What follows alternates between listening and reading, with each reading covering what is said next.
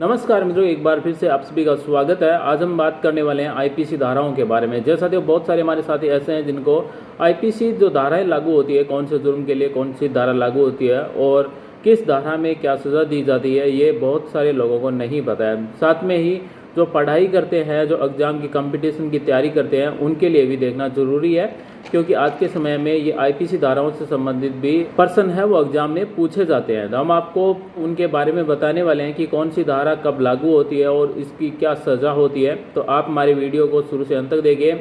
साथ ही अगर आप कंपटीशन की तैयारी कर रहे हैं तो आपके लिए भी हमारा वीडियो बहुत ही इंपॉर्टेंट है। तो आइए दोस्तों, आज का वीडियो शुरू करते हैं। साथ ही अगर आप हमारे चैनल पर नए हैं तो चैनल को सब्सक्राइब करें, बेल आइकन को दबाएं और नोटिफिकेशन सेलेक्ट करें। साथ ही इस वीडियो को लाइक कर सपोर्ट करें। साथ ही में कमेंट कर बताएं हमारा वीडियो कैसा लगा, या फिर किसी भी धारा के बारे में अगर आप जानना चाहते हैं तो आप हमें कमेंट कर सकते हैं, हमारी तरफ से आपको रिप्लाई किया जाएगा। तो आइए आज का वीडियो शुरू करते हैं। आप वीडियो को लास्ट तक देखिए। साथियों, जब भी थाने में केस दर्ज किया जाता है तो धाराओं के माध्यम से ही किया जाता है और धाराओं के माध्यम पर ही केस चलते हैं, धाराओं के माध्यम से ही सज़ा मिलती है। तो धाराएं महत्वपूर्ण है, ये आपको पता होना चाहिए।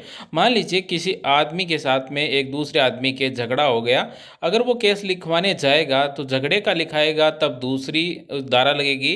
अगर उन्होंने लिखा दिया कि मुझे जान से मारने की कोशिश की गई तो तब धारा है वो और दूसरी लगेगी। ये वीडियो बनाया गया है बहुत सारे साथियों के द्वारा कमेंट किए गए कि एक नया वीडियो और बनाया जाए। हमने पहले भी एक धाराओं का वीडियो बनाया। अब हम बात करने वाले हैं एक नंबर धारा के बारे में। 144 कौन सी आईपीसी धारा कब लगती है, यानी कि धारा 144 है वो कब लगती है। यानी कि धारा 144 किस जुर्म पर लगाई जाती है? घातक आयुध से सज्जित होकर विधि विरुद्ध जन समूह में सम्मिलित होना। यानी कि धारा 144 जहां लगी हुई हो वहां आप जन समूह में इकट्ठा नहीं हो सकते। अगर कोई इसका उल्लंघन करता है तो इसकी सजा है 2 वर्ष कारावास या आर्थिक दंड, या फिर दोनों भी हो सकते हैं। तो धारा 144 में क्या सजा मिलती है, ये एक सवाल उठता है। 2 वर्ष कारावास या फिर आर्थिक दंड, या फिर दोनों भी हो सकते हैं। अब हम बात करने वाले हैं आईपीसी धारा 305 कब लगती है।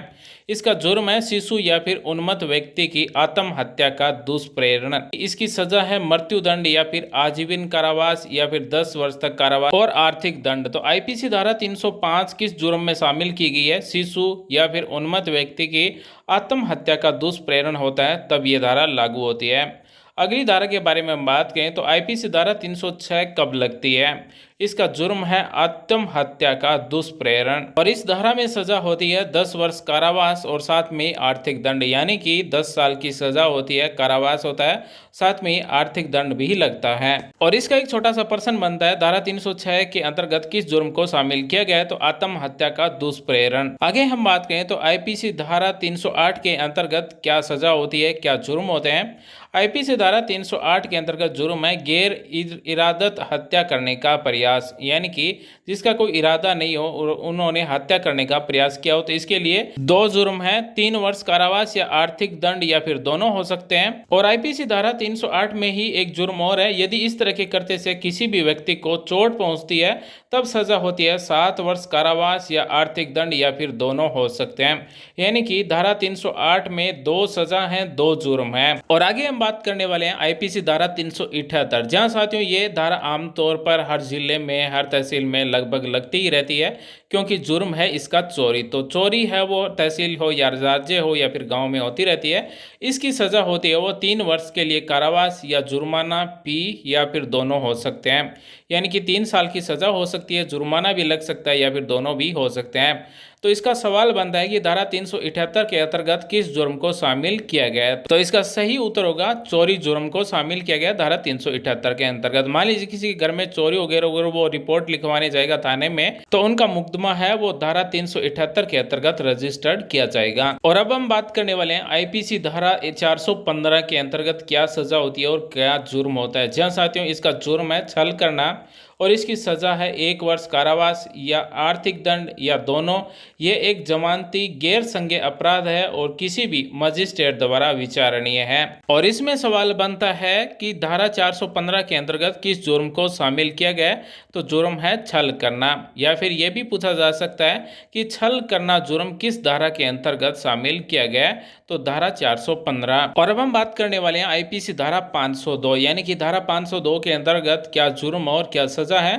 मान हानिकारक विषय रखने वाले मुद्रित या उत्कीर्ण सामग्री को बेचना, इसके लिए सजा है 2 वर्ष सादा कारावास या आर्थिक दंड या दोनों। ये एक जमानती गैर संज्ञेय अपराध है और प्रथम श्रेणी के न्यायाधीश द्वारा विचारणीय है। यानी कि धारा का एक छोटा सा सवाल बनता है, धारा 502 के अंतर्गत किस जुर्म को शामिल किया गया? इसका सही उत्तर होगा धारा 502 का जुर्म है मान हानिकारक विषय रखने वाले मुद्रित या फिर उत्कीर्ण सामग्री को बेचने पर धारा 502 लगाई जाती है। वहीं आगे हम बात करें तो आईपीसी धारा 501 के अंतर्गत किस जुर्म को शामिल किया गया? मान हानिकारक जानी हुई बात को मुद्रित या फिर उत्कीर्ण करना। यानी कि मान हानि की कोई भी बात हो और उन्होंने जान ली और अगर वो उत्कीर्ण करता है तब उनके लिए धारा लागू होती है और इसके लिए सजा 2 वर्ष सादा कारावास या आर्थिक दंड या दोनों। ये एक जमानती गैर संज्ञेय अपराध है और प्रथम श्रेणी के न्यायाधीश द्वारा विचारणीय है। यानी कि 502 जो धारा थी वो थी उनके लिए जिन्होंने मानहानि की है, और ये है जिन्होंने मान हानिकारक बात जान ली और उन्होंने मुद्रित कर दी यानी कि उत्कीर्ण कर दी, बात को दूसरी जगह फैला दिया, तब उनके लिए यह लागू होता है। और अब हम आपको बताने वाले हैं आईपीसी धारा 500 के अंतर्गत किस जुर्म को शामिल किया जाता है और क्या सजा होती है।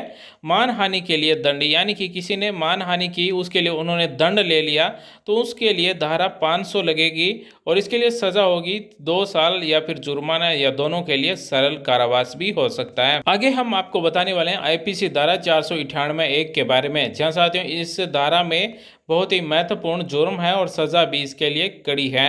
विवाहित स्त्री को आपराधिक आशय से फुसलाकर ले जाना या फिर निरुद्ध रखना, यानी कि अलग रखना या फिर विवाहित स्त्री को बहला फुसला के ले जाना, उसके लिए ये धारा लागू होती है 498(a). वही सजा होती है 3 साल तक कारावास और जुर्माने के लिए भी उत्तरदायी होता है।